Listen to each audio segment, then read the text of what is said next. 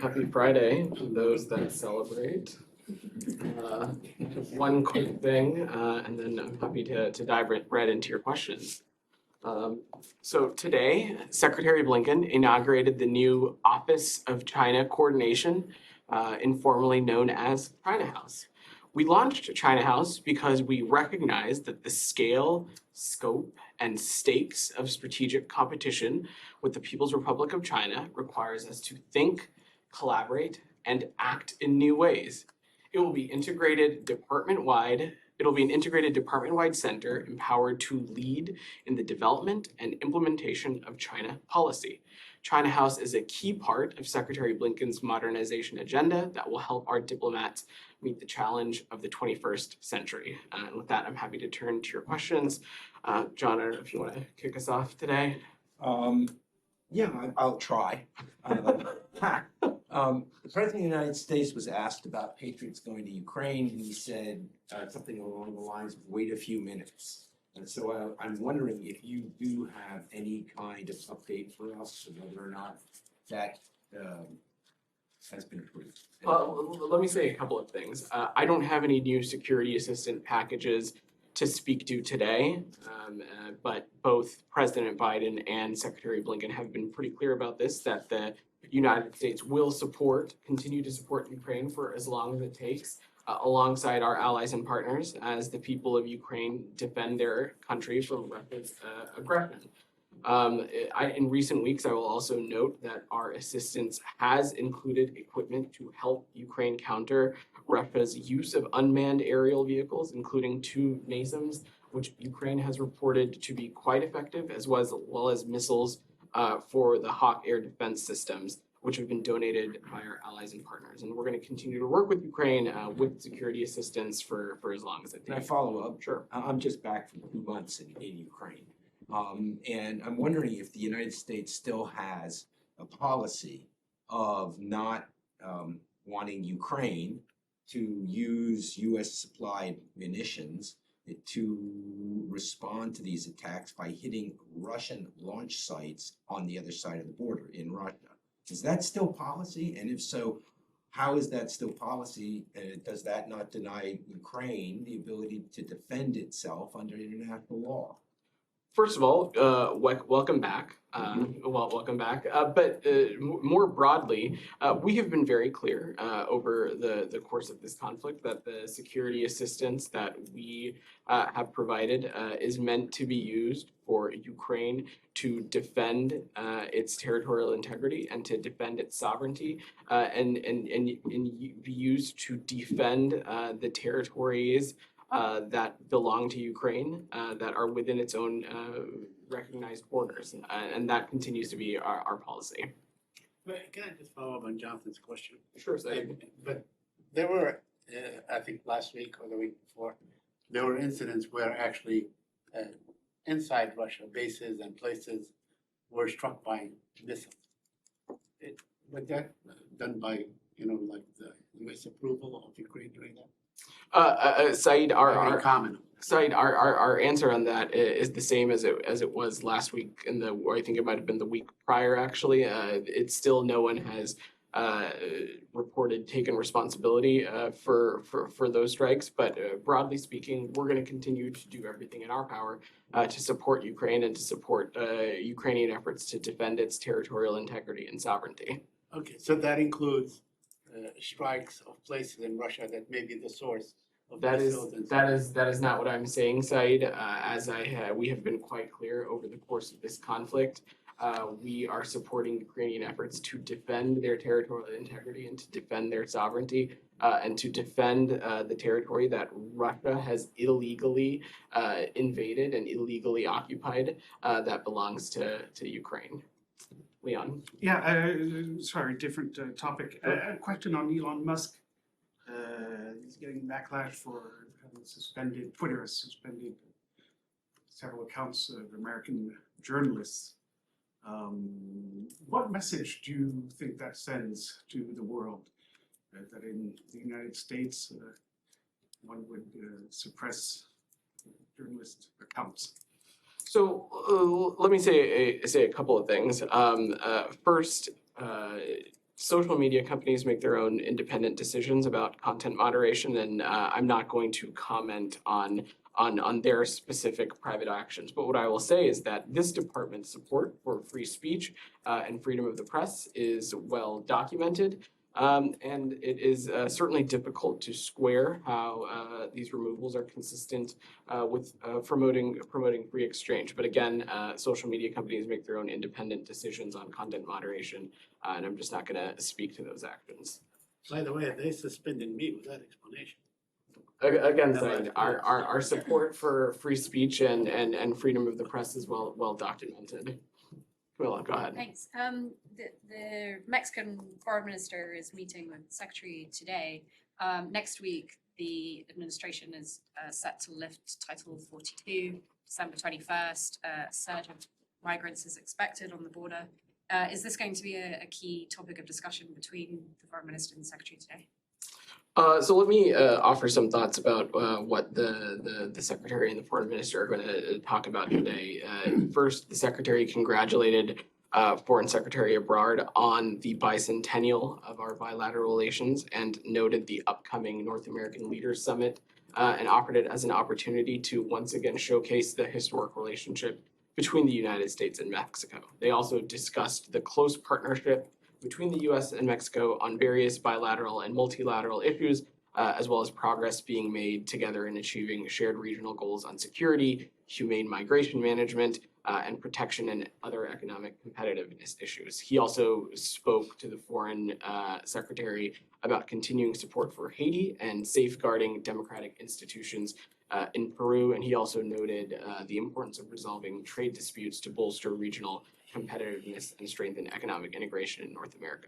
On your specific question about Title 42, I am sure our colleagues at the Department of Homeland Security and the White House can speak more broadly about the measures that they are going to be implementing in place for a humane management and of migration at the border. But broadly, and I think Ned and I both touched on this earlier in this week, we have, since the beginning of this administration, viewed migration as a regional and hemispheric challenge, and one that we will continue to work through with our partners and allies in the region, of course, including Mexico. Alex, go Thank you. ahead. A couple of questions before that. I want to follow up on Patel as well. You said that you have no announcement for today. The day is not over yet.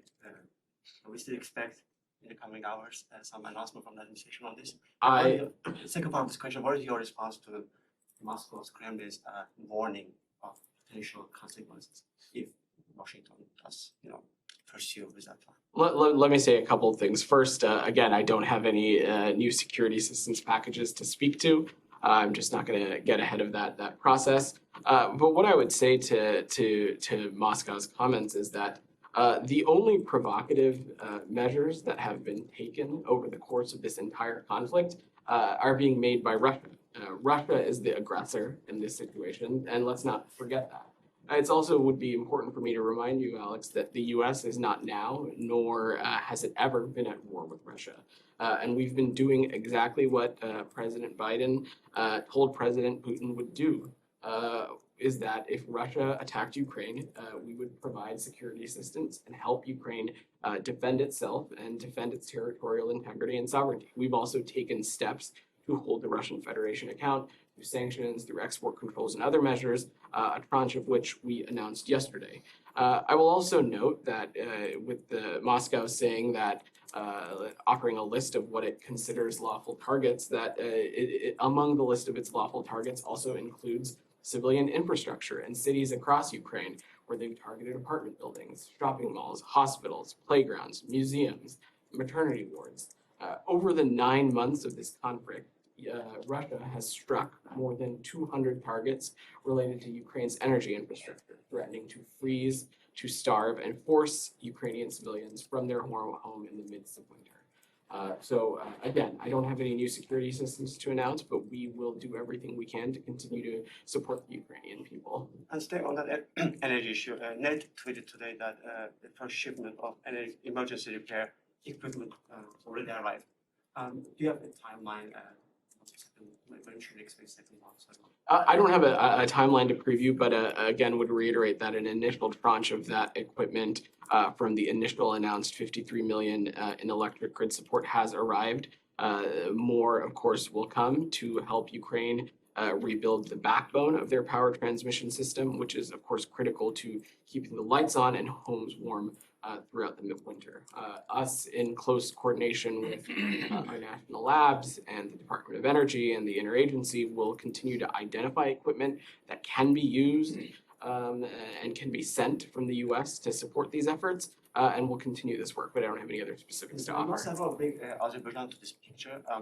So Azerbaijan decided to respond to Ukraine's request and to send some generators or equipment to address energy issue. Apparently, Russians are uneasy about that. We heard from TASS news agency quoting the foreign minister that apparently they don't consider that as humanitarian effort or humanitarian help. Where do you draw that line, and what is your reaction to Russians discouraging other countries helping Ukraine at the time of need? What I would say broadly on this, Alex, is over the course of this post-conflict, of course, the United States has played a role in offering humanitarian assistance and economic assistance to our Ukrainian partners, but other countries have stepped up to do so as well. I can't speak to the specific reporting on the gas generators, but what I would say is that we would continue to welcome the support from our allies and partners and countries around the world that to help Ukraine bolster its energy grid, make it more robust so that it can withstand the constant targeting of the energy infrastructure that we're seeing by Russia. Go ahead in the back. Hi. Today marks the third month since Mahsa Amini was murdered in Iran, and U.S. has shown that it stood by the Iranian people, whether by unilateral actions or taking the case to the United Nations and kicking Iran out of the Commission of Status of Women. Now, do you think tools that there are enough tools left in the U.S. toolbox, because the killing has not stopped, to be used to work effectively to stop the killing by the regime? Does the U.S. State Department has any plan to modernize its approach to Iran, like, let's say, create an Iran house? And then I have two other nuclear questions. Sure. Let me say a couple of things. First and foremost, we are gravely concerned that authorities reportedly continue to kill more of their own people in an effort to suppress peaceful protests, protests that we're seeing being led by women, girls, and the youth of Iran. We also continue to remain deeply concerned about reports of mass arrests, sham trials, and now death sentences being handed down to protesters and carried out as well as the very clear state-sponsored violence against women that we're seeing across Iran. To be very clear, the eyes of the world are upon Iran right now, and human rights inflicted by Iran's government on its own people must not go without consequence. And to your question about the tools we have in our tool belt, just because we use a tool once does not mean that it goes away or that we no longer have it at our disposal. And I will note that at various junctures since the death of Mahsa Amini, the United States has taken forceful action to address the human rights violations being made by the Iranian regime, whether it be sanctioning security apparatuses, whether it be sanctioning specific individuals, whether it be designating entities within Iran, whether it be bringing licenses available so that the Iranian people can have greater access to the free flow of information. We've had those tools at our disposal. We've taken action with those tools, and we'll continue to do so. I'm not going to preview any set of actions from here, but we continue to believe that these tools that we have not only will hold the Iranian regime accountable, but will help the Iranian people as well in their. Okay, and on the nuclear, Bibi Netanyahu, the Israeli designated prime minister, in an interview with Al Arabiya English, said in the past his government did operations to roll back Iran's nuclear program without telling USA, because USA would have disapproved or opposed it or leaked it to the media. Now, in the coming week, he's going to be the prime minister, and so how do you evaluate what he says with your approach or the Biden administration approach that diplomacy is still the best path to resolve or to stop Iran from having nuclear weapons? Oh, well, let me say a couple of things on that. First and foremost, the exact composition of and makeup of the upcoming Israeli government is still to be determined, so I'm just not going to get ahead of that process. As Secretary Blinken made clear in his speech to J Street, we look forward to working with the Israeli government, and we'll do so rooted in the policies that they pursue. Specifically on Iran obtaining a nuclear weapon, the president and the secretary have been very clear that since the beginning of this administration, that we'll do everything in our power to ensure that Iran does not obtain a nuclear weapon. But specifically, and you've seen Ned and others speak to this, we have been clear also that the JCPOA is not our focus right now, and we candidly remain very skeptical of anything coming out of Tehran on this issue, whether it be issues relating to the IAEA or other things. So again, I'm just not going to get ahead or get beyond the process on this right now. And the last one. Go ahead. And then I need to work the room a little Okay. bit. Go ahead. Sure. So on Monday, the United Nations Security Council will have a regular meeting on the UNSCR 2231, which endorsed the JCPOA. Now, you from this podium and other colleagues have said that Iran is in breach of this United Nations Security Council resolution by sending drones to Ukraine. What is U.S. policy, or how are you going to go forward on that day with the report that's coming up? Well, a report is not public yet, so I'm certainly not going to get ahead of that process, and nor am I going to get into internal UN deliberations. But as I've previously said, as others, that Russia's acquisition of UAVs from Iran, it very seriously contravenes UN Security Council Resolution 2231, which places restrictions on transfers of missile-related technology to or from Iran. Specifically, when we spoke about the transfer of these UAVs, it was because of the type and the range that these UAVs have. This resolution, I'll remind you, was adopted in July of 2015.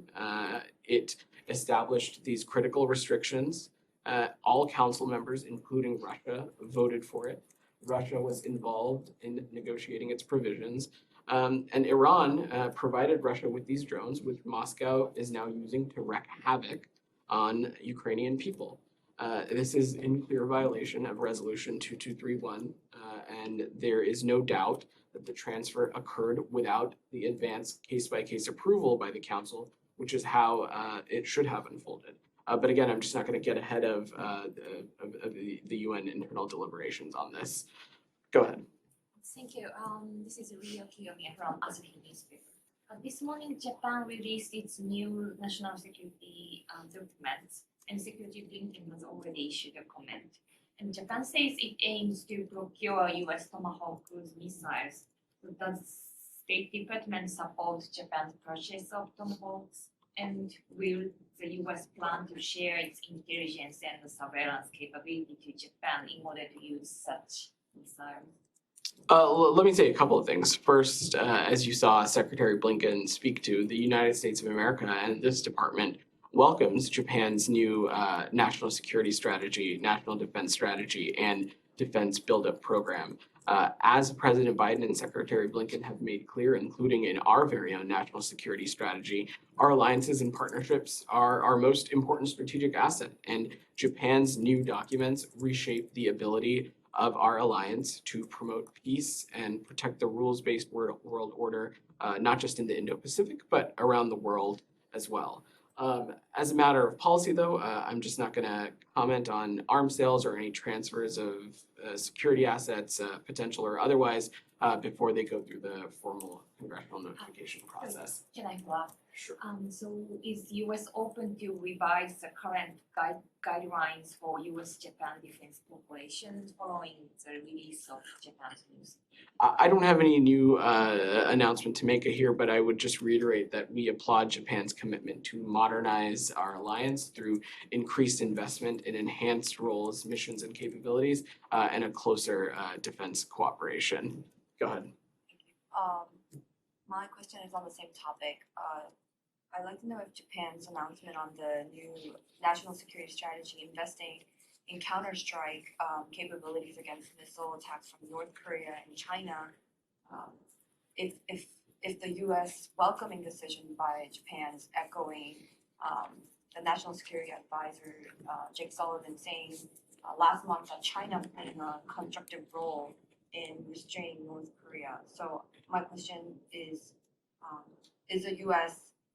in a way pressuring China to use the leverage it has on North Korea? And with the Japan's new announcement, how will the U.S. posture within the region change in countering North Korea? Let me say a couple of things, and I think I speak to this late last week as well. When President Biden and President Xi had the opportunity to meet on the margins of the G20, they discussed, President Biden raised concerns about the DPRK's provocative behavior and noted that all members of the international community, including the PRC, have a vested interest in acting responsibly.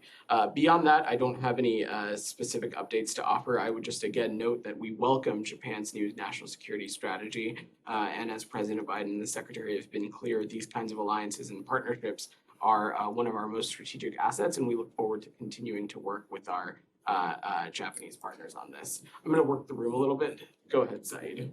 Yeah, thank you. Two quick questions on the Palestinian issue. Sure. Yesterday, the United Nations Committee on Economic and Financial Questions adopted in the Second Committee a draft resolution titled Permanent Sovereignty of the Palestinian People in the Occupied Palestinian Territory, including East Jerusalem, and their population in the occupied Syrian Golan Heights over their natural resources. 157 countries voted for it. The United States voted against it, along with Malawi and the Marshall Islands and a couple of other countries. Why would the United States have voted against such a thing? I mean, you always are calling for a two-state solution and so on. Well, Saeed, we have been quite clear that we believe that Palestinians and Israelis equally deserve to live safely and securely and enjoy equal measures of freedom and prosperity and democracy. And we can't stress this enough. This is a foundational view of this administration, and this will always be our approach to the region. I'm going to get back to you specifically on this vote. Please see do, if you have any because more to I offer, don't but- believe that you would oppose Palestinian in drilling for water on their own land. You? Again, Saeed, I'm just gonna have to. I'm gonna have to get back to you on this. Another specific question measure. on the upcoming Israeli government. Yesterday, in an interview with NPR, the coming Prime Minister, Benjamin Netanyahu, supported Ben Gvir, Itamar Ben Gvir, and he said that he would be responsible for the policies and so on. In other words, cutting off any debate, including major opposition in the United States of America. Would that be satisfactory to you that to have someone like Ben Gvir in the government, to have someone like Smotrich in the government, if the Prime Minister of Israel would assume responsibility for all decisions, would that be fine? Saeed, I'm just not going to comment on hypotheticals or speculate on the exact composition of the next governing coalition when it hasn't formally been set in stone yet. But what I will say is that we believe it is critical for Israel and the Palestinian Authority to refrain from unilateral actions that will incite tensions and undercut efforts to advance a negotiated two-state solution, and that continues to be our belief and policy on this. If I may, I just want to rephrase my question. He's basically saying that it's okay, and he will. I mean, he's the designated prime minister. He forms the government. Ben Gvir to have him responsible for the police, which will be responsible for the Palestinians. Would that be okay with you as long as the final decision maker is Benjamin Netanyahu? Saeed, again, I'm just not going to speculate on the exact composition of the next governing coalition. It would be inappropriate for us to do so. Dylan, go ahead. Yeah, it's been a busy couple weeks for China. We've seen just recently President Xi visited Saudi Arabia at a time when the U.S.-Saudi relationship has gotten a little more tense. China's reportedly trying to increase Russian energy imports and strengthen economic ties. Xi talked about buying oil in Chinese currency, which would obviously undermine the U.S. dollar as the reserve currency. You guys have repeatedly said that countries don't have to choose between the U.S. and China. Secretary Blinken said this yesterday. In fact, is that still a tenable position in your eyes, given how much China seems to be encroaching further and further on U.S. interests, especially recently? That continues to be our policy, and you've seen us make this quite clear with countries recently, and including in the context of the African Leaders Summit, as you mentioned. We, the United States, have a relationship with China, and so do many of our allies and partners around the world. And it's not for us to say what a bilateral relationship between any two other countries should necessarily look like. And what we have always tried to do is offer countries a choice, and to offer and put very clearly on the table what the comparative advantage of a partnership and engagement with the United States could and would look like. And we've continued to do that. So the Secretary of Defense says that China's influence on Africa, for example, is a destabilizing threat.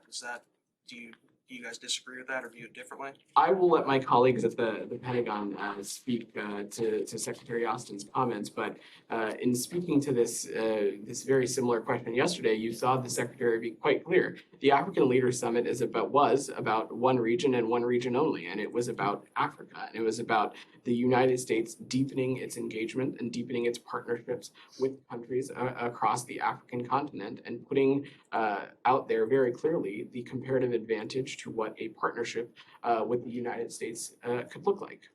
Doyle, go ahead. Thank you. Two questions, please. Sure. One, how dangerous is Tic Tac as far as this building is concerned? And number two, Secretary and Indian Foreign Minister have met, of course, many times, and I'm sure they must have discussed Ukraine war and Russia's attack on the war, and now war is going beyond 9 months. How seriously Secretary is thinking when Prime Minister Modi said, end the war to President Putin? Well, we would take the Prime Minister at his word, and we welcomed those comments when they took place. Ultimately, though, other countries will make their own decisions on its engagements with both when it comes to Russia, but we continue to coordinate with allies and partners to mitigate the impact of Putin's illegal war of aggression against Ukraine, and especially as it's related to its impacts on energy markets as well. And sir, you think India have a role to play to stop the war as far as Russia's still going on and innocent people are being killed by a superpower to a tiny country? Any country that is interested in engaging in a peace or interested in ending this war would need to do so in close coordination and partnership with our Ukrainian partners. We will continue doing everything we can to support them, and that this needs to come to a conclusion on their terms.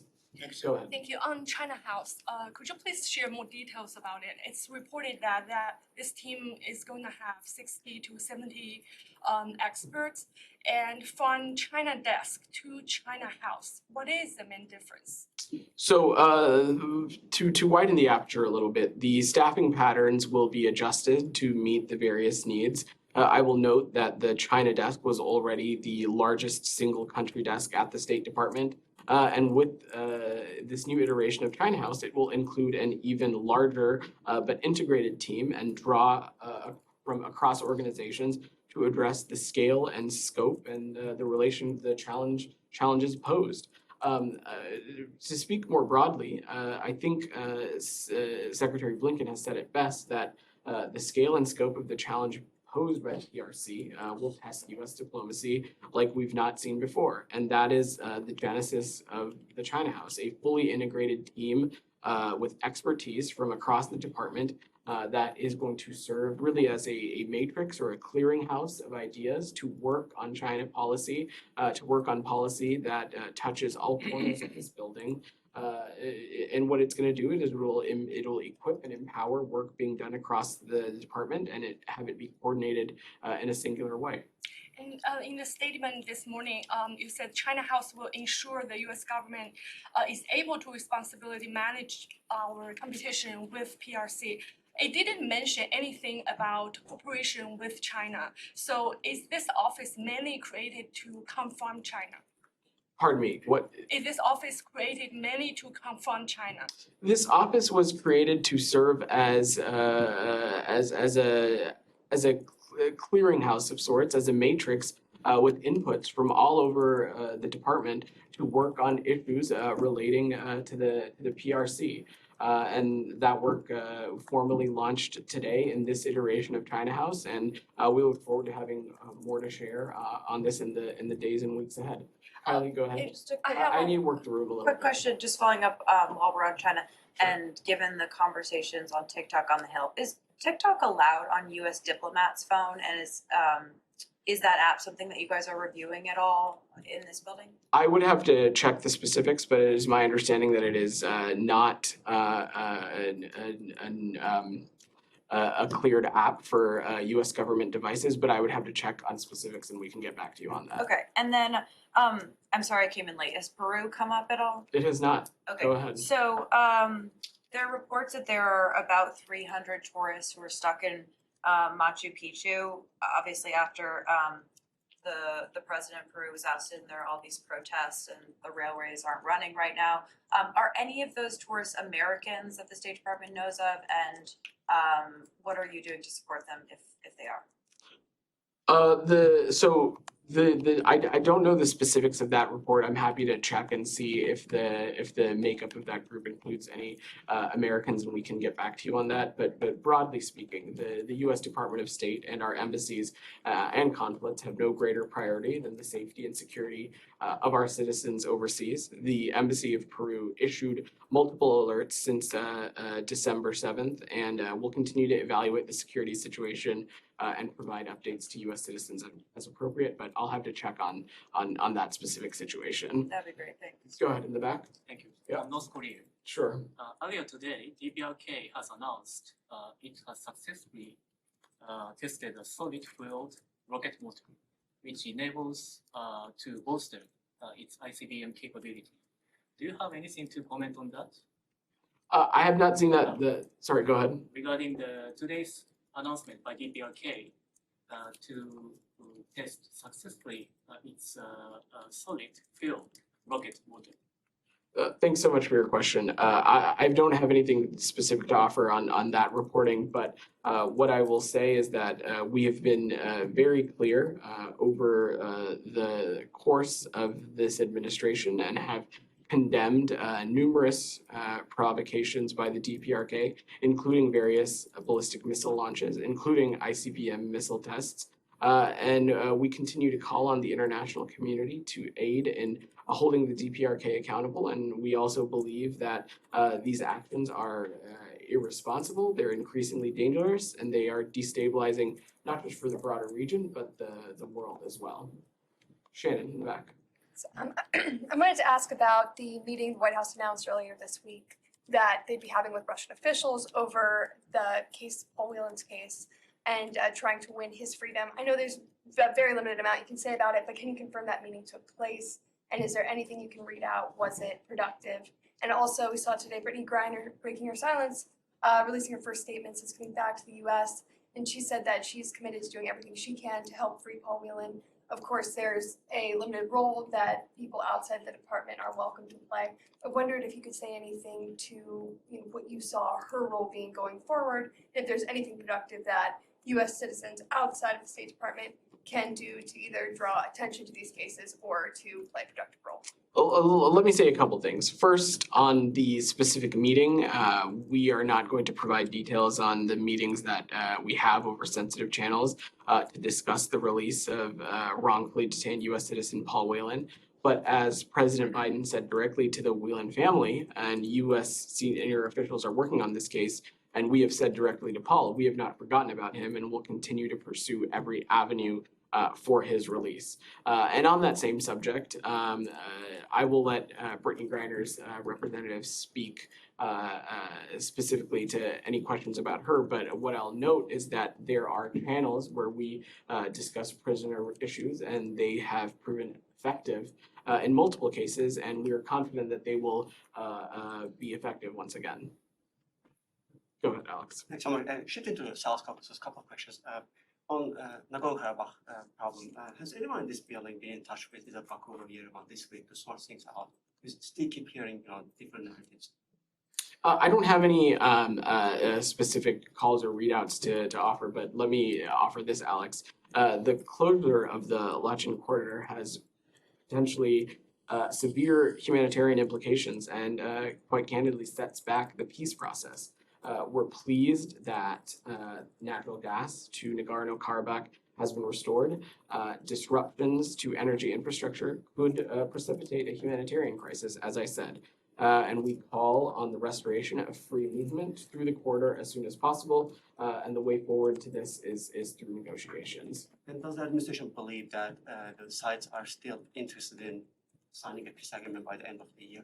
I wouldn't assign a timeline to it, Alex, but this is something that, as you've covered this issue quite closely, this is something that you know that the Secretary has a great interest in and has paid very close attention to. Other senior leaders across the department have as well, and it's something that we're going to continue to remain deeply engaged on and get to cross the finish line. And two more on the human rights. Actually, I'm gonna let John go, and then we probably need to wrap up, guys. Get back to Ukraine. Sure. The chief of the general staff, Ukrainian general staff, said in an interview to, I think it was The Economist, that he's concerned that the Russians are preparing to launch a winter offensive in February. I'm wondering if this is something that the United States has also been tracking, and whether or not the United States has communicated to Russia its, any kind of warning against doing so. So I'm certainly not going to get into intelligent assessments or anything like that from here, but to broaden the aperture a little bit, no one wants peace more than Ukraine, and President Zelensky has outlined the principles on which a just peace should rest, and that includes an end to the targeted missile barrages and the withdrawal of Russian forces. And Russia continues to be the sole obstacle to peace and the sole obstacle to this process.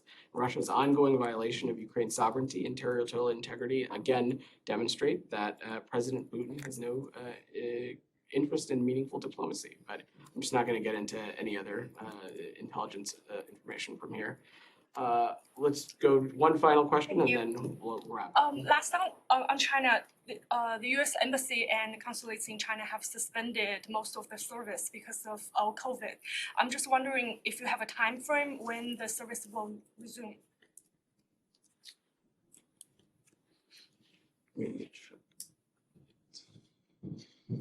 So Ambassador Burns and other mission officials are working closely on this, and they're working to ensure the safety and health and the well-being of American citizens in the PRC. The U.S. mission in China continues normal operations and consular services, but I'm happy to check and see if there's a more specific update for you.